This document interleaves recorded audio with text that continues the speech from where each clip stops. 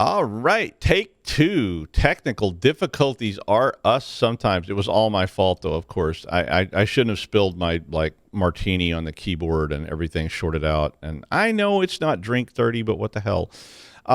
We're at episode 73. Welcome to the news for a week of 11, October 2020. Facebook Bug Bounty Club. Zuck reverses. TrickBot, the FAA gets an airline warning, IoT zero logon, and Fitbit might not be secure. All this and Jason Wood on this edition of the Security Weekly News. This is Security Weekly, for security professionals, by security professionals. We interrupt our program to bring you this important message.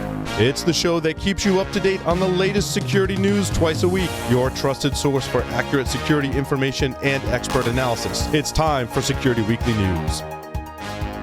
Do you know where your organization's crown jewel data is, whose data it is, what it contains, and if it's flagged, tagged, and classified accurately? Defense in Depth requires Discovery in Depth. At Big ID, they help organizations uncover dark data, classify sensitive and regulated data, meet compliance requirements, and take action for data on-prem, in the cloud, and everywhere in between.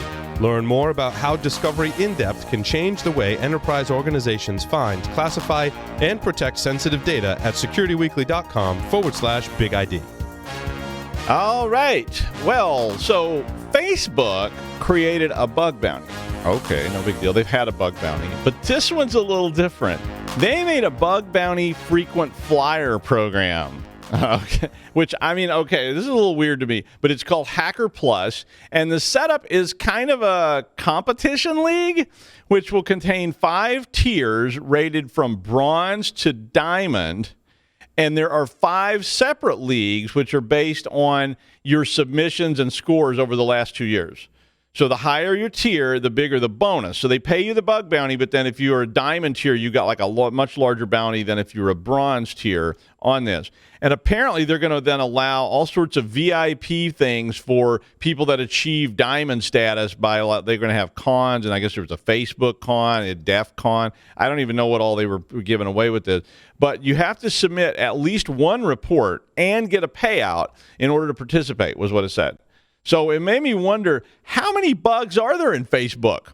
You got 5 leagues, you got 5 tiers in each of 5 leagues. I'm like, how many? And just to play, you have to actually submit a report. So it can't just be like, oh, somebody else already sent it, so 5,000 people report one bug and they all become bronze tier players. It's like you had to actually get a payout. So I'm like, what? Not to mention the idea of could you break bugs up into smaller pieces and report them a little bit at a time so that, it's kind of like people buying plane tickets at the end of the year so that they just go to the airport, get on the plane and fly to Dallas and fly back home so that they could get enough mileage to get back in elite status again next year. I did that. That's a lot of bugs that must be going to report. And I'm all for bug bounties, but it starts to sound like some kind of multi-level marketing stuff. And I'm like, how many bugs are there in Facebook? But apparently, there's quite a few. Or they're going to not get a lot of diamond level winners. But hey, if you submit a bug before midnight, we'll throw in this set of Ginsu knives. I don't know. And they never go dull. Network access is being sold in forums for as low as $300. Now, I know you're saying, oh, come on, Doug, we've heard this before. So right now down at Crazy Eddie's Used IP Emporium, you can get network access to big players for prices that are insane. So this story is basically about credential stuffing, which has been going on as long as there have been credentials. But I think along with ransomware as a service type stuff, this is, again, another step toward the formalization of the idea, marketing department down at the Maze ransomware store. But it's the formalization of credential stuffing into Manny's all-you-can-hack address buffet. So the article says the researchers tracked 25 network access sellers who were on the forum at least weekly. And the data indicated that the most common vector was compromised RDP connections, okay? But other vectors were also for sale in there, like VPN client access and all sorts of stuff to let you into the network. So basically what they're doing is they're sort of taking the middleman out, which is the credential stuffing part, and they're just cutting straight to giving you access. So you just pay them, and then they log in for you and say, here you go. And okay, so they're just, that way they maintain their own credentials there, and they're giving you access. Some of these things were based around 0 days as well, so they had like unreported 0-day exploits, at least what they said, and they were not revealing what they were, so they could let you into somebody's network without giving up the 0-day or how exactly they did it. And some of those were quite expensive. So like we keep saying, multi-factors, patch your stuff, come on. Like we just keep saying this, and it never seems to go away. So last week, speaking of that, we reported that someone tried to take out TrickBot, and it turns out it was a whole bunch of people. It was like a bad week for TrickBot.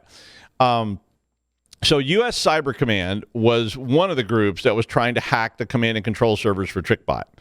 And Microsoft revealed yesterday that they had done a lot of analysis of 61,000 samples, which provided evidence of as they put it, an evolving modular capability in TrickBot, and just like everybody else. And as such, they decided to partner up, although not with Cyber Command. They partnered up with FSISAC, which is the financial version of that, ESET, Black Lotus Labs, NTT, and Symantec to attempt to disrupt TrickBot's infrastructure. So they worked with the ISPs and certs to assist them in shutting all these things down. Now, when I was reading this story, the first thing I was thinking was, so they just committed what they call a hacking back. And it was like, nope, they didn't. If you get on down in the story, they actually said this was approved by the courts. And as such, it allowed them to disable the IP addresses, suspend services, and block the purchase of additional servers. And then Microsoft went on to say that they expected TrickBot's operators will very likely try to revive their operation, you think. But none of this indicated who pushed all the fake config files out that I was talking about last week. So it must have been one of these groups. That maybe is more like Cyber Command kind of thing. I don't know. Maybe Microsoft seemed a little more like they were just sort of going in and, eliminating bad nodes, whereas that sounds more like a U.S. Cyber Command kind of thing. Anyway, in the continuing coverage of Zero Logon, CISA reported that the U.S. government networks are now being targeted using Zero Logon exploit combined with other flaws, which affect Fortinet and MobileIron. The report indicated that the targets included federal, state, local, tribal, and territorial networks. So pretty much like everyone. I mean, I think once you get down to like territorial, you've pretty much included all the components. But it did not appear to be related to the election, was what they went on to say. They said some of these did have election affiliation, but it did not seem to be specifically targeted at election assets. The 40OS VPN vulnerability is CVE 2018-13379, and the MobileIron CVE 2020-15-505 vulnerabilities for mobile device management solutions were the two chained components that allowed them to get access to push the Zero Logon attacks in. And the Zero Logon on CVE is 2020-1472. I did put links. I put links to all these in the wiki. But all those, as you recall, allow the attacker to take over your domain controllers without credentials. So they're basically now having to, use other ways to get into the network. If they just heard, they could have gone to Crazy Eddie's, IP store up there on the first story, and they could have got right in and then pushed their Zero Logon attacks. Now, all of these have been patched. So everything I just told you there has been patched, but, you have to patch. They did go on to say that the attackers may be able to leverage other flaws as well in Citrix, Pulse Secure, Palo Alto, and F5 to initiate the Zero Logon attack, and probably others as well. I mean, if you just need to get into the network, there's a lot of different ways to do that so that you can push these Zero Logon attacks. Apparently, they reported both profit-oriented groups and state-sponsored groups are using the vulnerability chains as components of their current strategies. So that's a big deal. So patch that Zero Logon thing. The GAO, that's the Government Accountability Office, if you weren't a federal type, they make recommendations to the federal government about pretty much everything, and the agency released a statement that said the FAA, that's the Federal Aviation Administration to you non-federal types, they didn't say that, I said that, but they may not be able to ensure sufficient oversight to guard against evolving avionics cybersecurity risks. okay, then, just when the airline industry was going, maybe we'll survive, it's like, oh yeah, but people can hack planes, and so that's essentially what they're saying. The main focus of the study was on the plane systems that send data automatically to air traffic controllers and other groups. So their planes have transponders and other devices that communicate directly with air traffic control. So they were apparently something worried them about this. The FAA turned around and said, we agree with the report, and that some manufacturers were now allowing pen tests, which included Boeing and Airbus, and they were letting third-party pen testers conduct it. Senator Reid of Rhode Island was one of the co-sponsors of the request for the GAO to investigate. Not that we're doing much flying, but this might be a really good time to look into this a little more heavily. Thanks, Jack, for putting that out there. I included this story because I thought it was kind of interesting. The article is I had some issues with it, but it's kind of an interesting read. The article is about how to detect rogue IoT devices on the network. And I don't know about you, but even at home, for me, if I scan my home networks, I have to keep a list of all the Macs now so that I actually know what should be there because there's so much stuff there. And as you continually see the BYOD and you're adding and deleting and this moves in and that moves out and somebody's friend comes over and wants to use this or they bring this thing and leave it in your house. And, even the UPS driver's Fitbit may be in your network. So all that stuff's kind of there. So what if it's a rogue device?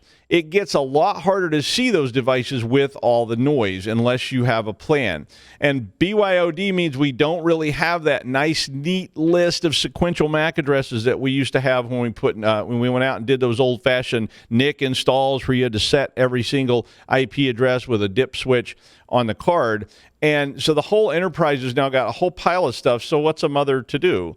Well, the article is a report on a report from David Pearson at Awake Security talking about behavioral analysis. And he's really essentially talking about consistency in your network dogma, which is something I talk about in my classes a lot, and device behaviors that identify rogue devices. So what are things that don't look right? And I always call this know your network, know your baseline. But it does get difficult to do if the network is extremely dynamic and things are all just floating around. The main recommendation here, of course, it ends up being segmentation, which, of course, I agree with. But even that could be complicated as the IoT world starts consuming us all just minutes after it becomes sentient and decides to eliminate all human life or something like that. It's like the revenge of the bots. Kev Breen of Immersive Labs created a proof of concept on Fitbit to extract useful data from the device using a third-party app and the Fitbit API. He basically wrote a malicious watch face, which is apparently not the same thing as resting bitch face, but it's something like that. And he made the malicious watch face available in the Fitbit gallery, which is like their app store. And they actually pushed the resting watch face out into the gallery, and it was approved, and it had a download link and so forth, so you could install it. What he was doing wasn't really like something I think you would catch in that review process because he basically used the API to extract information. If you want to install it, well, you can install it. Fortunately for me, I maintain my Adonis-like appearance without the gym. When we return, Jason Wood will talk about Office 365. Stay tuned. The question is simple. Have any of the systems on my network been compromised? The answer is harder than it should be. Enter AI Hunter. Active Countermeasures has automated and streamlined techniques used by the best pen testers and threat hunters in the industry to create AI Hunter, a network threat hunting solution that does the first pass of a hunt for you to identify systems that are most likely to be compromised and scores the results on a scale from 0 to 100. You can then research those systems in depth with AI Hunter. Focus your valuable time on the systems that need your expertise with AI Hunter. Sign up for a personal demo today at securityweekly.com/ACM. He's just back from preseason training in IMST, one of the most respected masters of nude skeleton racing, Jason Wood. Hi, Jason. Hey, Doug. Good afternoon. Like Doug said, we're going to be talking a little bit Office 365 and its targeting by attackers. I'm always interested, I guess partly just because I spend most of my day looking at intrusions and how attackers are operating, but I'm always interested in what attackers are doing and seeing what we can learn from how they operate. And today I found this blog post on ThreatPost that discussed attacks being used against Office 365. So I dug into that pretty quickly. And the post basically goes back to a report, which was also released today by Vectra, a security detection and response vendor. And in this report, Vectra discusses some of the most common signs of attacker activity inside of their install base or of at least accounts that they're monitoring in Office 365, which is about 4 million users. So a pretty good size chunk of data there. And to sum it up, they start out just saying, hey, we saw signs of malicious activity, in this case, lateral movement, in 96% of our of this user base, which I thought that is a really wild number to see. Now they talk about this being lateral movement. Well, what is lateral movement? And that comes down to things like searching through emails, chat histories, looking through files for any kind of additional data or passwords or things like that. So this could fall into maybe users legitimately looking for something versus not, but not sure there. Setting up forwarding rules of emails so that they can send out emails to somewhere else out of the organization.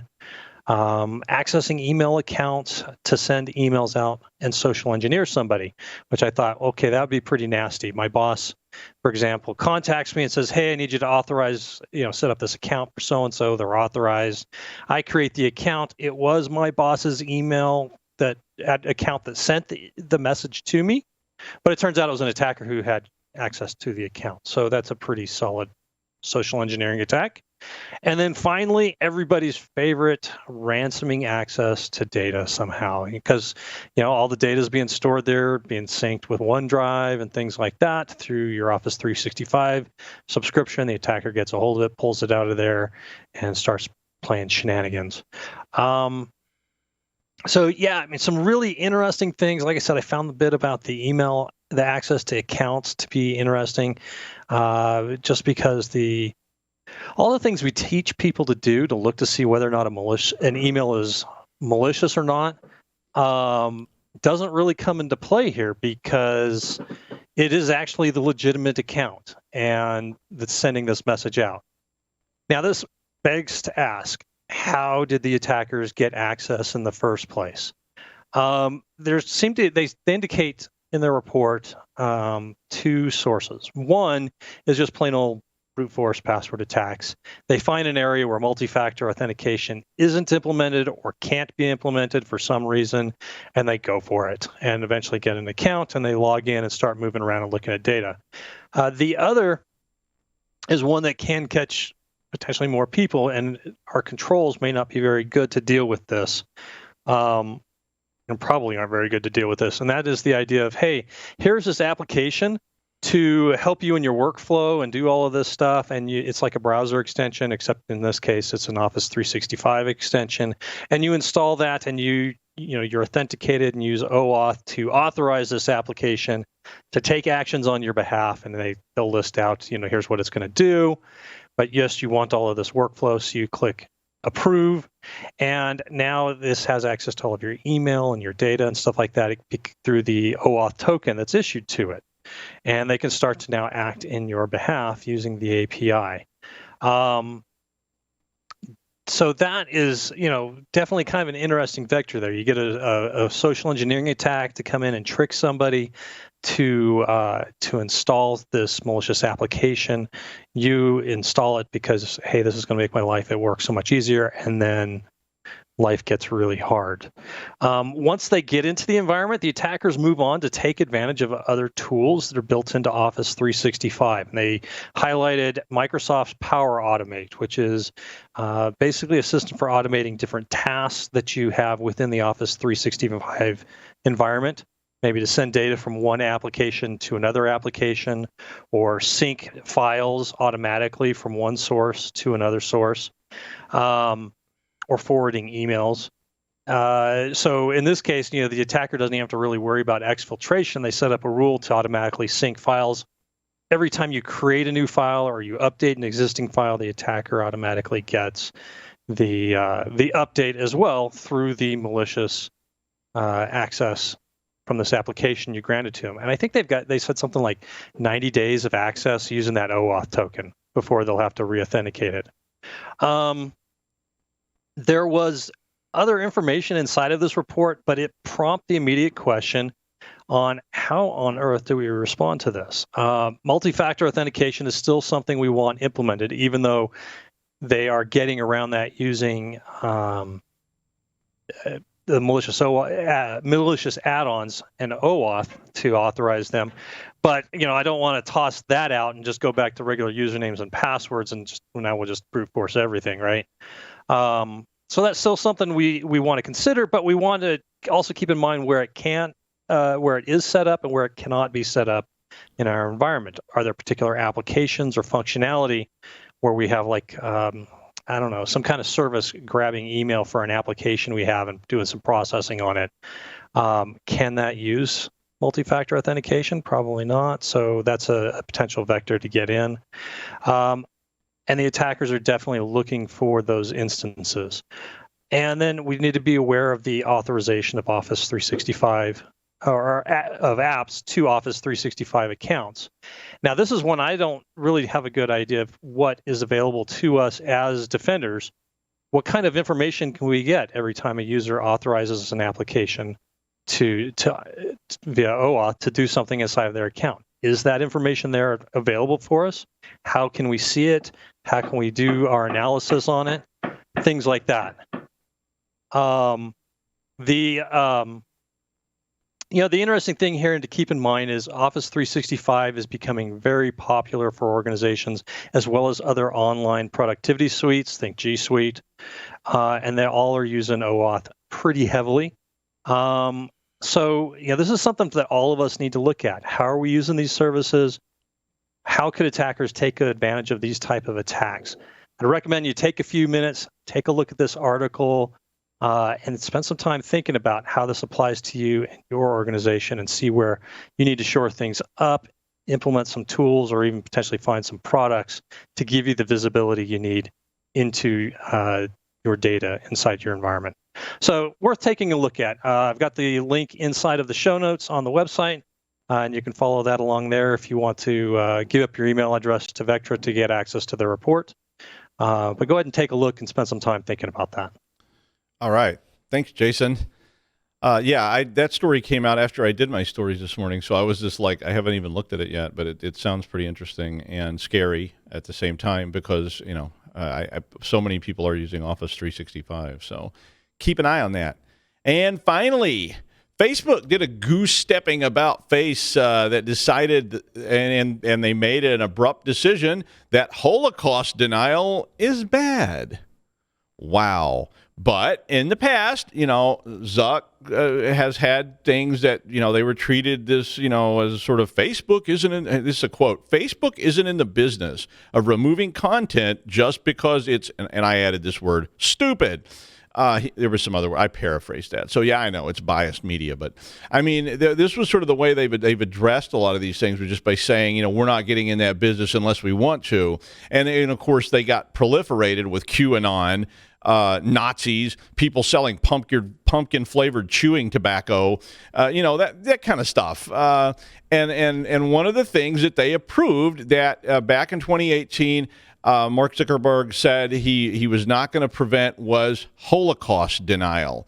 Now, I'm a big believer in free speech, don't get me wrong. And you have every right to be stupid, and you have every right to read stupid stuff and say stupid stuff, but I really hate stupid conspiracies that don't even make any sense. I mean, I actually know someone who was there in the Holocaust. They saw it firsthand, and they weren't being paid by a guy named Bert to keep their mouth shut about it or anything like that, because this was not that kind of person. This person would have he's not somebody that makes stuff up and goes along with conspiracy. But anyway, it's a step in the right direction by Facebook to stop hate messaging on Facebook, despite the very vigorous defense, of the right to push all this messaging in the past, I guess.